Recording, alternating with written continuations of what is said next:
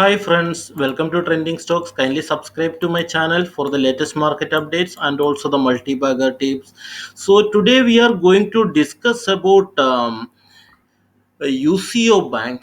So this will be an upcoming multi-bagger. Yesterday also I during my PSU Bank update I mentioned that. So UCO Bank also will be added as a multi-bagger stock. So we will discuss about that. So you can just we will go into the details and fundamental of the UCO Bank first. Then we will go into the target. How much will be the target for that? So first you can see that the reason why we are saying that there are two things. For one thing is the changes in the fundamental. Next thing is the news. So just we will go into the fundamental first. So you can see in December 2019 bank was generating loss. Till that time it was generating loss, but in March 2020, June, September, December, all the four quarter you can see here, it was started to gradually it is started to grow its profit. So it's a good sign. So the bank is on profit now. So last four quarter it made profit. So the upcoming quarter also Q4 also will be on 100 percentage on profit. So this will be on profit only. So let us go into the news then. So you can see here finance ministry to infuse 14,400 crore in PSU bank, which includes UCO bank.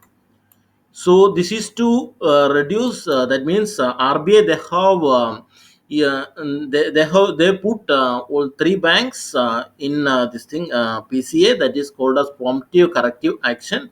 So they put on this RBI. So while this infusion was happening, it will come out from the RBI PCA action. So this is a good sign for a bank.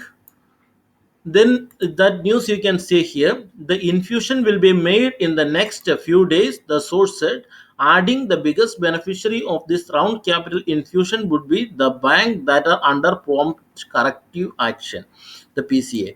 So the capital infusion will help the banks to come out of the Reserve Bank of India enhance regulatory supervision or PCA framework. So these are reasons. So this is a good news. And yesterday also I mentioned the same thing. This includes the Indian Overseas Bank, Central Bank of India, and the UCO Bank. The same news is applicable for all the three banks.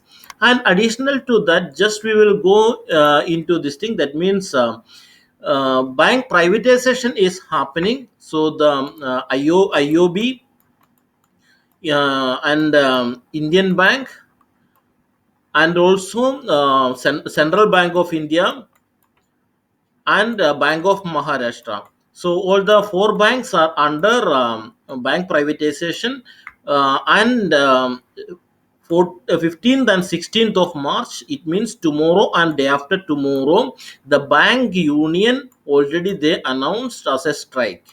So this is for 2 days, and just ignore this thing. That means bank employees a strike, because this was happened before also. Same thing was happened when this thing bank merger was happened for SBT, SBI, and SBM and all. So just ignore this. It will happen, and they will lose 2 days salary. That's all. Just ignore this. The government is saying, before also Narendra Modi government was there. This time also Narendra Modi government is there. So they will go ahead with this. Just ignore this. All these strikes and all.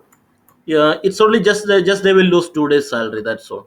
So just leave it. So these are the major newses for this all the five banks now. So all this will be the multi-bagger. Now we will go into the details. How much will be the target? So today, that means you can, last trading session it was closed, UCO bank was closed at 13.45.